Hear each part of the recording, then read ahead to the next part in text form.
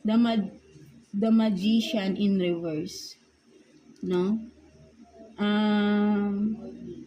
Yeah, ang nakikita ko dito, Taurus, no, for some of you,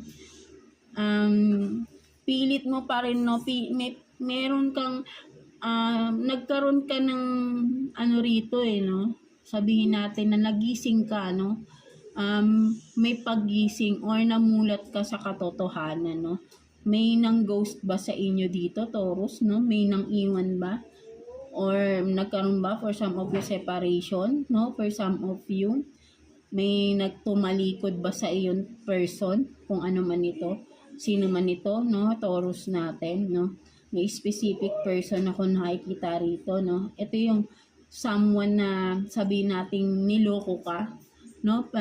Pinaglaruan ka. So, para mas nakikita ko rito, relationship to, mga Taurus natin, no? So, with the Magician in reverse, ang nakikita ko, Taurus, sobrang galit mo.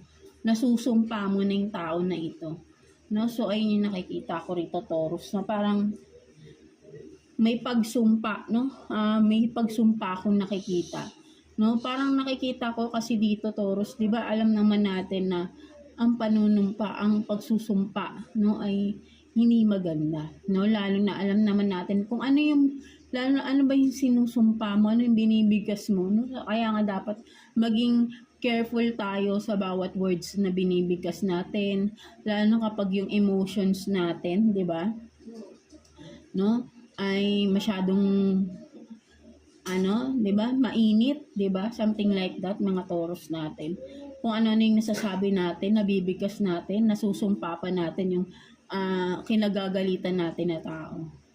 Kahit hindi natin sinasadya. Pero ito nakikita ko kasi sobrang galit mo at nasusumpa mo na yung tao na to. But then, yun nga, no, parang ang sinasabi sa'yo dito, no, lahat naman tayo, no, may pagkukulang rin tayo. Pero kung sabihin natin na, yun nga, niloko ka kasi ng tao na to, no, ayun ang nakikita ko rito, no, with the King of Swords in reverse, niloko ka, minanipulate ka ng tao na ito, marami, no, kasi kapag nakikita ko rito, may abusive na person, no, ayun ang nakikita ko rito, no, at yeah, tama nga na namulat ka na, no, pero sobrang galit mo sa tao na ito, no, at nasusumpa mo na siya, 'di ba? Something like that, mga Taurus natin. Parang for some of you, lumalapit ka pa sa mga, alam mo na, yung kulang-kulang, no? Parang may nararamdaman akong ganito rito.